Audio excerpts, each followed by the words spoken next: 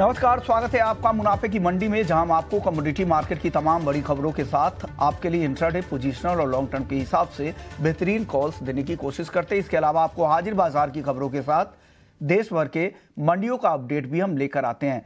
चलिए सबसे पहले शुरुआत गोल्ड और सिल्वर से करते हैं, जहां बहुत ही सुस्त चाल देखने को मिल रहा है। दायरे में है सोना, हल्की तेजी, चांदी पर मामूली दबाव है। दिनेश जी, आप बताइए क्या लग रहा है आपको, गोल्ड और सिल्वर में आज किस तरह की चाल दिख रही है? क्या करना चाहिए गोल्ड सिल्वर में? जी, दोनों काउंटर्स मतलब बुलियंस में मुझे एक रेंज बाउंड से एक्टिविटी लगती है, लैकलस्टर सी ट्रेडिंग है। और कल और परसों के भी वॉल्यूम्स अगर हम देखते हैं एमसीक्यू, तो वॉल्यूम्स काफी कम है। न्यू ईयर के बाद में लोगों का रुझान थोड़ा सा भी एक हॉल्ट का है, जैसे काफी मार्केट इंटरनेशनल बंद होने के कारण वोलेटिलिटी कम है और वॉल्यूम कमजोर है। मुझे लगता है कि भी इंट्राडे के अगर हिसाब से मैं कहूँ तो 63,400-430 के आसपास गोल्ड शॉर्ट टर्म सेलिंग बनती है, और नीचे में 63,150 के लेवल्स इसमें देख सकते हैं। ऊपर में 63,550 का स्टॉप लॉस मेंटेन किया जा सकता है। सिल्वर में कोई ऐसी मेजर मूव या मेजर वोलेटिलिटी मुझे नजर नहीं आती है। थोड़ा इंतजार करना, 74,500, 74,550 के आसपास अगर जाता तो वहां पर भी एक बिकवाली का ही सौदा करने का मन है। यानी बिकवाली करने का ही की ही सलाह यहाँ पर दी जा रही है। इनको लग रहा है कि ऊपर में आपको मौका मिले तो सेल की पोजीशन बनाएं। चलिए अब बात कर लेते हैं नेचुरल गैस की, जहां पर आज देखें तो करीब 2% के आसपास की तेजी एमसीएक्स पर दिख रही है, 216 रुपए के आसपास। दिनेश जी, नेचुरल गैस में क्या हो रहा है, किस तरह की चाल दिख रही है, और ऑप्शंस में कुछ मौके हैं क्या एनजी में आज? जी बिल्कुल विश्वमोहन जी, इस काउंटर में एक रेंज के बाहर ये निकला है मार्केट। 198 और 214 के रेंज में काफी देर तक ये फंसा था। 214 के ऊपर अगर ये चल रहा है तो 214 रुपया 20 पैसा 40 पैसा के आसपास इसमें खरीदारी का मौका मिलेगा। पिछले 2 दिनों में इसमें वॉल्यूम भी काफी बढ़कर है, तो मुझे लगता है कि थोड़ा ट्रेडिंग इंटरेस्ट इसमें जागृत हुआ है। तो 214 14.5 के आसपास इसमें बाइंग की जा सकती है। 222 और 230 के इसमें लक्ष्य देखे जा सकते हैं, और 209 के नीचे इसमें स्टॉप लॉस मेंटेन किया जा सकता है। मौजूदा स्तर पे मुझे लगता है कि 215 का जो कॉल ऑप्शन है वो निश्चित तौर से यहाँ पर बाई की जा सकती है। 215 के स्ट्राइक की कॉल ऑप्शन आप खरीदें, या फिर फ्यूचर्स में आप 214 के आसपास एंट्री कर सकते हैं। 209 रुपए का स्टॉप लॉस भी ध्यान रखिएगा, ये जरूर लगा लीजिएगा। 222 पहला टारगेट, फिर दूसरे टारगेट 230 के लिए आप वेट कर सकते हैं। मेटल्स की अगर आज चाल देखिए तो कॉपर जहां हल्की नरमी है, एल्युमिनियम और जिंक करीब ½ % के आसपास की गिरावट यहां दिख रही है। 230 के नीचे जिंक का वायदा, एल्युमिनियम करीब ½ % कमजोर है, और कॉपर 729 रुपए के करीब, और लेड 182 रुपए 40 पैसे पे। दिनेश जी, इन सारे काउंटर पे क्या लग रहा है, किस तरह की चाल, कहां पर ज्यादा एक्शन दिख रहा है इंट्राडे के लिए? क्या टारगेट, क्या स्टॉप लॉस ध्यान रखना चाहिए? बिल्कुल, पिछले जो ईयर एंडिंग में हमने जो देखा था, सारे बेस मेटल्स में एकदम से बाइंग निकल कर आई थी। कॉपर भी 740 की पार गया था, जिंक भी 233 234 गया था, और एल्यूमिनियम भी 213 सवा 13 के आसपास गया था। सब में अभी मुनाफा वसूली का दौर चल रहा है, और मुझे लगता है कि ट्रेडिंग इंटरेस्ट आज या कल में जैसे जागरूक होता है, सब में दोबारा एक बार खरीदारी का मौका मिलेगा। बट मेरा बेट रहेगा एल्यूमिनियम पर, खास करके 206 रुपए 40 पैसे का इसका ब्रेकआउट है। वो लेवल अगर दोबारा रिट्रेस करता है तो मुझे लगता है 206-40 के आसपास एल्यूमिनियम निश्चित तौर से बाय करना चाहिए। 210 और 212.5 का इसमें लक्ष्य है, और 204 रुपया 40 पैसा का इसमें स्टॉप लॉस मेंटेन किया जा सकता है। थोड़ा एक आध रुपया यहाँ से अगर नीचे आता तो एल्यूमिनियम में खरीदारी करने का अवसर मिलेगा। यानी जो करंट लेवल है, यहाँ से एक आध रुपए नीचे आने पे आप एंट्री करें। 206 रुपए 40 पैसे का एंट्री लेवल दिनेश जी की तरफ से है। 210, और फिर दूसरा टारगेट है 212 रुपए 50 पैसे का, और एल्युमिनियम के ट्रेड में आपको 204 रुपए 50 पैसे का स्टॉप लॉस लगाना है। अब बात कर लेते हैं कच्चे तेल की, जहां पर दोनों तरह की खबरें हैं। एक तरफ तो रिकॉर्ड उत्पादन, दूसरी तरफ रेड सी में जिस तरह की चिंता है। दिनेश जी, क्या हो रहा है कच्चे तेल में, किस तरह की चाल आपको दिख रही है? यहाँ से खबरें दोनों मिक्स्ड खबरें हैं, दोनों तरफ की चाल वाली खबरें हैं। क्या करना चाहिए? आज एमसीएक्स क्रूड में 1% से ज्यादा की गिरावट है, क्या कुछ मौके दिख रहे हैं? जी विश्वमोहन जी, फंडामेंटल में से कोई बदलाव नहीं है। पहले भी मैं कहा था कि फैक्टर्स बेरिश ही है। चाइना के डेटा एनकरेजिंग नहीं है, यूएस का प्रोडक्शन कंटिन्यूस बढ़ते आ रहा है, और कोई भी एक्टिविटी इसको तेजी कारक रूप नहीं दे पा रही है। मतलब अगर आप रेड सी भी टेंशन कहो तो नीचे 5700 से 6300 गया मार्केट, और दोबारा फंडामेंटल्स के अनुरूप ही वापस दोबारा 5860-70 के आसपास आ गया है। एनुअल अगर मैं थोड़ा सा इसमें शॉर्ट टर्म रेंज को, तो नीचे में 5700, ऊपर में 6300 नजर आती है। लेकिन मौजूदा स्तर पर मुझे लगता है 40 से 50 रुपए की और गिरावट इसमें संभव है। 5820 से 5824 के आसपास मुझे लगता है क्रूड में इंट्राडे के हिसाब से खरीदारी दोबारा की जा सकती है। 594050 का इसमें अपसाइड टारगेट देखे जा सकते हैं और 5755 का इसमें स्टॉप लॉस मेंटेन किया जा सकता है। ओके, ठीक है। तो क्रूड को लेकर ये व्यू है। चलिए अब एग्री मार्केट का रुख कर लेते हैं और कुछ फटाफट से आपको दो अहम खबर बता देते हैं एग्री मार्केट को लेकर। एक खबर है शुगर को लेकर। शुगर को खबर लेकर ये आ रही है कि जो सीजन के जो पहले 3 महीने थे वहाँ उत्पादन के जो नंबर आए हैं NFCSF यानी national federation of cooperative sugar factories की तरफ से ये आंकड़े आए हैं। उनके हिसाब से मौजूदा सीजन में अब तक करीब 8% कम चीनी का उत्पादन हुआ है। शुगर का जो सीजन होता है वो 1 अक्टूबर से 30 सितंबर का होता है, तो 1 अक्टूबर से 31 दिसंबर तक के ये आंकड़े हैं और अब तक इस सीजन में करीब 112 लाख टन चीनी का उत्पादन हुआ है, जबकि 2022-23 के शुगर सीजन में 3 महीने में 121 लाख टन का उत्पादन हुआ था, यानी पिछले सीजन से करीब करीब 8% का कम उत्पादन हुआ है। कुल उत्पादन के नंबर को हालांकि NFCSF ने बढ़ा दिया है। 305 लाख टन चीनी उत्पादन का अनुमान उन्हें लगाया है। पहला अनुमान उनका 290 लाख टन का था। उन्होंने इसलिए 15 लाख टन बढ़ा दिया है क्योंकि सरकार की पाबंदी की वजह से इथेनॉल प्रोडक्शन के लिए जो शुगर जूस है, शुगर केन के जो जूस हैं, वो उसका इस्तेमाल कम होगा। उस वजह से शुगर का उत्पादन अनुमान यहाँ पर बढ़ाया गया है। तो ये कुछ अहम डेटा है। किन राज्यों में कम उत्पादन हुआ है वो भी आपको बता देते हैं। महाराष्ट्र और कर्नाटक में पिछले साल के मुकाबले कम उत्पादन हुआ है। महाराष्ट्र में अब तक 38 लाख और कर्नाटक में 24 लाख, लेकिन यूपी ऐसा राज्य है जहां पर पिछले साल के मुकाबले ज्यादा उत्पादन हुआ है। 115 लाख टन ओवरऑल उत्पादन का अनुमान है और अब तक करीब 35 लाख टन का उत्पादन हो चुका है।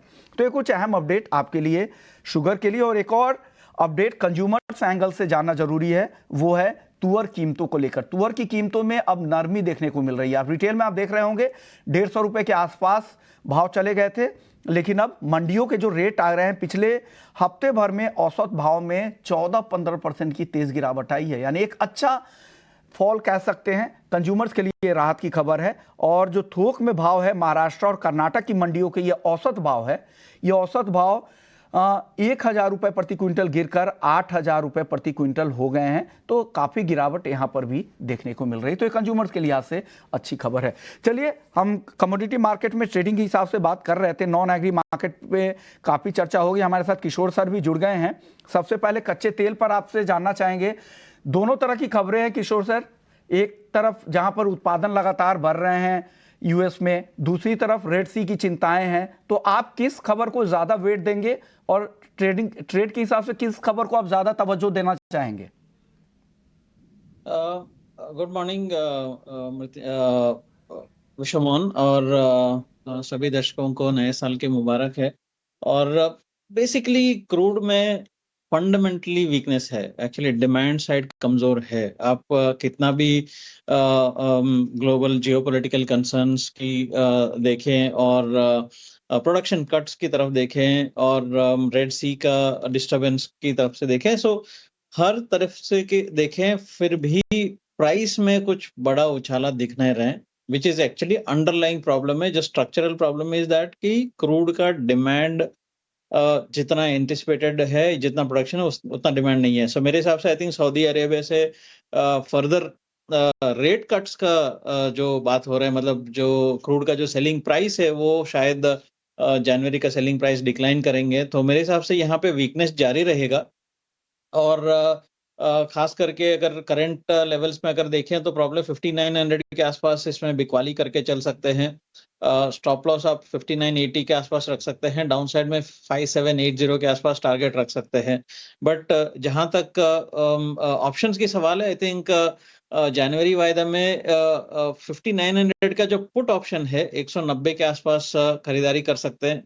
160 का स्टॉप लॉस रख सकते हैं। 240 का आसपास का टारगेट रख सकते हैं 5900 पुट ऑप्शन के लिए। तो आपके पास दोनों ऑप्शन है।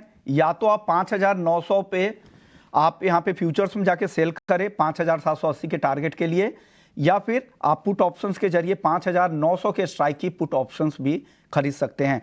वंदना जी, आप क्या सलाह देंगी क्रूड में? कि आपको भी लग रहा है वीकनेस यहाँ बढ़ सकती है कच्चे तेल में आगे? जी विश्वमोहन जी, मुझे लग रहा है कि कंटिन्यू रह सकता है बेयरिश पैटर्न यहाँ पे, क्योंकि एडिशनल सप्लाईज भी ऐड हो सकती है यहाँ पे 24 में, और मॉडरेट यहाँ पे ग्रोथ रहेगा। तो मेरे ख्याल से यहाँ पे 5900 से 5910 के बीच में हम सेलिंग कर सकते हैं। टारगेट नीचे का 5700 होगा। मुझे लग रहा है कि इतने 5700 5500 एक मेजर सपोर्ट जोन हो सकता है। तो फिलहाल टारगेट 5700 का होगा। स्टॉप लॉस लगाना होगा 5950 का, और लग रहा है कि धीरे धीरे यहाँ पे 5700 5500 के करीब भी क्रूड जा सकता है। ओके किशोर सर, आपको नेचुरल गैस में क्या लग रहा है? नेचुरल गैस में यहाँ से तेजी दिख रही है आपको? आई थिंक नेचुरल गैस में भी बाइंग हो सकता है। नेचुरल गैस में शॉर्ट टर्म में बाइंग हो सकता है, थोड़ा बहुत वेदर रिलेटेड भी हो सकता है, बट बहुत बड़ा तेजी नहीं है। सो प्रॉब्ली 213 के आसपास इसमें बाइंग कर सकते हैं। अपसाइड में 220 का टारगेट रख सकते हैं। स्टॉप लॉसेस अराउंड 3-4 रुपए, मतलब 209 के आसपास आप स्टॉप लॉस मेंटेन कर सकते हैं। बहुत बड़ा स्ट्रक्चरल तेजी नहीं है, but I think short term अच्छा खासा तेजी आ सकता है इसमें। मतलब शॉर्ट टर्म तेजी के लिए आप यहाँ पे प्ले कर सकते हैं। 220 के टारगेट के लिए आप नेचुरल गैस खरीदें, और या तो फिर ऑप्शंस के जरिए भी जा सकते हैं। 215 के स्ट्राइक की कॉल ऑप्शंस भी खरीद सकते हैं। सोमानी जी की भी कॉल बिल्कुल इसी सिमिलर लाइन पर थी नेचुरल गैस की। चलिए गोल्ड सिल्वर की बात कर लेते हैं। आज कई सारे अहम खबरें हैं। एक तो एफओएमसी बैठक की मिनट्स भी आने वाले हैं, फिर जॉब ओपनिंग्स के नंबर आएंगे, फिर आगे हफ्ते में आप इनिशियल जॉबलेस क्लेम, फिर प्राइवेट सेक्टर के जॉब रिपोर्ट, और फिर फ्राइडे को जॉब रिपोर्ट आएंगे दिसंबर के। तो तमाम डेटा के बीच में डेटा ड्रिवन वीक है इस बार। किशोर सर, क्या लग रहा है किस तरह से यहाँ पर प्ले करना चाहिए? कैसे देखें गोल्ड सिल्वर को? किस साइड की ट्रेडिंग आपको करने की सलाह देंगे जो ट्रेडर्स हैं उनको? गोल्ड में आई थिंक 2024 का एंटायर साल प्रॉबेबली गोल्ड के लिए एक तेजी का साल रहेगा। यहाँ पे कोई डाउट नहीं है कि कहीं ना कहीं 2 से 3 रेट कट्स मार्केट प्राइसिंग कर रहे हैं। प्रॉबेबली मार्च में एक रेट कट आ सकता है। अगेन, अगर मुझे आप पर्सनली पूछेंगे तो प्रॉबेबली रेट कट के वजह क्या है, अभी फिलहाल के लिए तो कोई वजह दिख नहीं रहे, बट 5% के ऊपर का रेट्स मेंटेन करने का भी वजह नहीं दिख रहा है। सो जो हल्का सा जो इन्फ्लेशन में जो कमी आई है, उसको रैशनलाइज करते हुए प्रॉब्ली 2 से 3 रेट कट्स आएंगे। वहां पे शायद एक बार शायद 4% के आसपास का यूएस का रेट स्टेबलाइज हो जाएगा। मैं ये नहीं देख रहा हूँ कि पूरा रेट्स क्रैश हो जाएंगे अंटिल अनलेस आपको ग्लोबल मैक्रो क्रैश आ जाएगा। सो मेरे हिसाब से उस एक्सपेक्टेशन से यहाँ पे तेजी का माहौल बने रहेगा, और इवन एट करंट लेवल्स में भी यहाँ पे अच्छा खासा बाइंग कर सकते हैं। 63,200 के आसपास अच्छा लेवल लगता है। 63,000 का स्टॉप लॉस मेंटेन करना चाहिए। टारगेट आप 63,600 इंट्राडे के लिए रख सकते हैं। ओके वंदना जी, आपका व्यू गोल्ड सिल्वर पर क्या लग रहा है? हालांकि कल जो दबाव दिखा था, डॉलर इंडेक्स में भी थोड़ी रिकवरी आई थी, बॉन्ड यील्ड में भी तेजी देखने को मिल रही थी। क्या लग रहा है आज इंट्राडे के लिए अगर किसी को ट्रेड करना है तो क्या सलाह है गोल्ड सिल्वर में? विश्वमोहन जी, मुझे लग रहा है कि टेम्पररी एक नी जर्क रिएक्शन आएगा। यहाँ पे डॉलर इंडेक्स 102 से ऊपर ट्रेड हो रहा है, और थोड़ा और ऊपर की तरफ ट्रेड हो सकता है। डेटा जो आज आना है वो थोड़ा सा पॉजिटिव आने की उम्मीद है। तो मेरे ख्याल से एक करेक्शन यहाँ पे एक्सपेक्टेड है। 63,400 के करीब यहाँ पे सेलिंग की सलाह रहेगी। 62,900 का टारगेट होगा। स्टॉप लॉस लगाना होगा 63,600 का। मुझे लग रहा है कि थोड़ा सा शॉर्ट टर्म यहाँ पे एक बिकवाली आ सकती है, और प्राइसेस कहीं ना कहीं 62,900 से 62,700 के रेंज में एक सपोर्ट लेगा। तो फिलहाल आज से कल तक का जो माहौल है वो मुझे लग रहा है कि सेलिंग के लिए बेहतर होगा। तो ये व्यू है गोल्ड सिल्वर को लेकर। चलिए वक्त है ब्रेक का, ग्वार की, जहां पर लगातार गिरावट का रुख देखने को मिल रहा है, या कह सकते हैं एक दायरा, एक बड़ा दायरा है जहां पर 11,000 के ऊपर जाते ही ग्वारगा में बिकवाली शुरू हो जाती है, और 55-5600 के आसपास ग्वार सीड में क्या हो रहा है ग्राउंड पर जानने की कोशिश करते हैं। हमारे साथ पुखराज चोपड़ा साहब है, एग्री एक्सपर्ट है, और ग्वार की खबरों को बहुत बारीकियों से देखते हैं। पुखराज जी, क्या हो रहा है? क्या नई खबर, कुछ डेवलपमेंट आ रही है क्या मार्केट से? ग्वार की चाल क्यों ऐसी है, एकदम दायरे में फंसा हुआ है काफी समय से? जी विश्वमोहन जी, ग्वार जो ये दायरे में फंसा हुआ है, गम जो दायरे में फंसा हुआ है, इसका कारण तो समझ में नहीं आ रहा है, पर ये फंडामेंटल के विपरीत चल रहा है। अब फंडामेंटल में आप देखिए, अब अराइवल है जो 35-40 हजार बोरी चल रही, वो 20,000-21,000 बोरी के आसपास है, पहली बात। दूसरी बात, जो गम का निर्यात है वो मंथली 30,000 टन के आसपास हो रहा है। यही डाटा भी इस बार ये दिसंबर का आएगा। तो डिमांड भी ठीक है, सप्लाई भी कम हुई है, और इस बार स्टॉकिस्ट भी कम आए हैं। बावजूद इसके जब फंडामेंटल तेज होता है तो उसकी विपरीत यहाँ बाजार मंदा होता है। यह बात तो समझ से बिल्कुल बाहर है। और ये मंदा या तेज होने का कारण हम ये समझ सकते हैं कि फंडामेंटल तेज बाजार मंदा होता है, इसका मतलब कि वॉल्यूम कम है, कम वॉल्यूम का फायदा उठाकर अगेंस्ट फंडामेंटल ट्रेड किया जाता है, जिससे घबराकर लोग पीछे हट जाते हैं। यही कारण है कि दिनों दिन ये एग्री के अंदर, चाहे कोई भी आइटम हो एग्री का, उसके अंदर दिनों दिन वॉल्यूम कम होते जा रहा है, लोगों का भरोसा उठता जा रहा है। तो फंडामेंटल से जो भी आदमी बोलेगा, धरातल से जो भी आदमी बोलेगा, वो इसमें तेजी बताएगा, जबकि बाजार मंदा होता जा रहा है। तो इस मंदी को जस्टिफाइड करने का कोई भी तरीका किसी के पास मुझे लगता नहीं है विश्व मोहन जी। सर, मंडियों में भाव और जो वायदा के भाव है, इसमें कितना फर्क दिख रहा है अभी? देखिए, जहां तक गम का भाव है, गम 150 से 200 रुपए यहाँ से ऊपर बिक रहा है। जो वायदा का भाव है उससे ऊपर बिक रहा है। इसी तरह से ये ग्वार है, वो भी मंडियों के अंदर जो लूज ढेरिया अभी नीलामी हो रही है, वो भी इससे ऊपर है। लगभग ग्वार भी मान लीजिए 50-60 रुपए ऊपर पड़ता है, तो गम भी इसी तरह से ऊपर पड़ता है। तो इन भावों से कोई तालमेल नहीं है। ये मैंने जैसे पहले कहा, अभी अगेंस्ट फंडामेंटल ट्रेड चलाया जा रहा है और अगेंस्ट फंडामेंटल ही ट्रेड हो रहा है। तो इसके अंदर जो हाजिर हम देखते हैं कि भाई निर्यात कैसा हुआ, अराइवल कैसी आ रही है, मिलिंग कैसी चल रही है, इसके बाई प्रोडक्ट है उसकी बिक्री कैसी हो रही है, तो उन सबको देखें तो मंदी नहीं लगती है। पर जैसे फ्यूचर को हम देखते हैं मॉनिटर पे, तो सीधी मंदी दिखाई देती है विश्व मोहन जी। ओके, तो सर आपको क्या लग रहा है, क्या करने की जरूरत है यहाँ पर, ताकि सही भाव रिफ्लेक्ट करे और जो गैप है वो गैप भी खत्म हो और लोगों को सही प्राइस डिस्कवरी देखने को मिले ग्वार में? विश्व मोहन जी, बहुत कड़ी बात है इसके बारे में। इसमें कुछ भी करने की जरूरत नहीं है। जब सरकार इससे परेशान हुई तो उसने सोयाबीन, सरसों तेल, चना इसमें से बाहर निकाल दिया। अब ट्रेडर परेशान हो रहे हैं, तो वो धीरे धीरे इससे एग्जिट हो रहे हैं और शेयर मार्केट की तरफ जा रहे हैं। तो ये अपने आप ये समय आएगा जब या तो ये सुधर जाएगा या इसको करने वाले सुधर जाएंगे। ओके सर, एक सवाल और मेरा होगा, भाव अगर आप देखें 2023 के जो जनवरी के भाव है, वहां से अगर आप देखें तो ग्वार सीड के भाव करीब 10% और ग्वारगम के भाव करीब 17% नीचे हैं, लेकिन ओपन इंटरेस्ट तो काफी ज्यादा दिख रहे हैं पिछले साल के मुकाबले। 28% ज्यादा दिख रहे हैं ग्वार सीड में और करीब 25% का ओपन इंटरेस्ट ज्यादा है। यानी लोगों का पार्टिसिपेशन तो यहाँ पे है, लेकिन फिर भी मंदी साइड में क्यों है लोग? वो पार्टिसिपेशन जो आपको दिखाई दे रहा है ना, वो वॉल्यूम में नहीं है, वो पार्टिसिपेशन ओआई में आपको दिखाई दे रहा होगा। क्योंकि ओआई में ये हो रहा है कि जिसने भी माल लिया वो खुला स्टॉक नहीं रख रहा है, सीधा इसके अंदर हेज कर रहा है। ओके, तो हेजिंग का माल इसके अंदर पड़ा है और अगले से अगले महीने में ये फिर डाइवर्ट होता जाता है। ओके ओके, शुक्रिया पुखराज जी, आपने डिटेल्स बताई और आपने बताया कि ग्राउंड पर किस तरह से स्थिति बदल रही है। सप्लाई भी कम हो रहा है, मांग में भी सुधार हो रहा है, एक्सपोर्ट मांग के जो नंबर, सब एक्सपोर्ट के जो नंबर आने वाले हैं ग्वारगम के, वो भी बेहतर रहने की उम्मीद है, ऐसा पुखराज जी कह रहे हैं। शुक्रिया सर। लेते हैं एग्री मार्केट में जीरे की, जहां पर आज अच्छी रिकवरी दिख रही, 4% तेज हो गया है जीरा। दिनेश जी, क्या करें इस 4% की रिकवरी में? 30,700 के ऊपर है जीरा। जी बिल्कुल सर, ऊपर के लेवल से ऑलमोस्ट आधा हो गया है। वहां से 4% बढ़ जाए कोई बहुत बड़ी बात नहीं है। पुल बैक रैली ही मैं कहूंगा इसको, और यूं कहूंगा कि थोड़ी बहुत शॉर्ट कवरिंग है। वॉल्यूम्स बहुत ही ज्यादा कम है और ट्रेडर्स का इंटरेस्ट ऑलमोस्ट इसमें कम हो गया। और मैं ये बात भी आपको कहूंगा कि ये जीरे के कारण जो बाजार इतना हाफ हुआ है, टूटा है, मार्केट की लिक्विडिटी सक होगी, तो ट्रेडिंग वॉल्यूम्स एकदम से खत्म हो चुके हैं।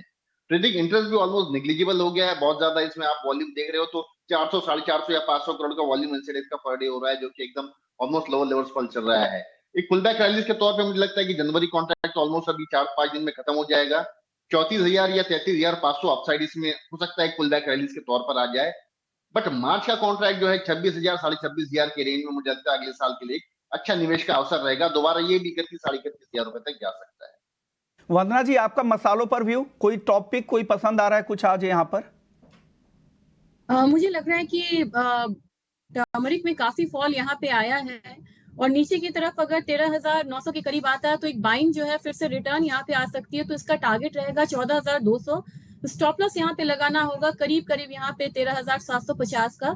ये कमोडिटी ऐसी है कि इसमें फिर से एक बार लग रहा है कि कंसोलिडेशन आएगा और एक अपसाइड मूवमेंट देखने को मिलेगा और अपसाइड में 14,500 तक के भी लेवल्स यहाँ पे आता हुआ देख सकता है टर्मरिक में। ओके, छोटा जवाब दीजिएगा सोमानी जी, ग्वार में क्या करना चाहिए, ट्रेडिंग व्यू से बताइए।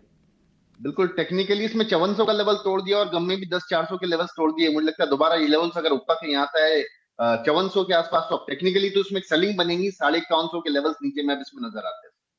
5100 नीचे के लेवल दिख रहे हैं। चलिए किशोर सर, अब जाते जाते आपका मेटल्स पे व्यू चाहिए। क्या पसंद है आज आपको दिन के लिए बेस मेटल्स में? आई थिंक मुझे कॉपर और जिंक दोनों बेहतर लगता है। कॉपर में आई थिंक 728 के आसपास खरीदारी कर सकते हैं। 726 का स्टॉप लॉस मेंटेन करना चाहिए और 732 के आसपास टारगेट्स हो सकता है। जिंक में आई थिंक 229 के आसपास खरीदारी कर सकते हैं और 227 का स्टॉप लॉस और 232 के आसपास का ऊपर टारगेट हो सकता है। ओके वंदना जी, एक पिक कोई बताइए बेस मेटल्स में 10 सेकंड में। हायर साइड से कॉपर में बिकवाने की सलाह रहेगी। 730 के करीब 32 के करीब यहाँ पे सेलिंग की एडवाइस रहेगी। जो टारगेट होगा 724 का होगा, स्टॉप लॉस लगाना होगा 738 का। ओके, शुक्रिया वंदना जी आपका, किशोर जी आपका और दिनेश जी आपका, आप लोगों ने वक्त निकाला। मुनाफे की मंडी को यहीं समेटते हैं, ब्रेक के बाद आपके लिए कराएंगे FNO जंक्शन। नमस्कार।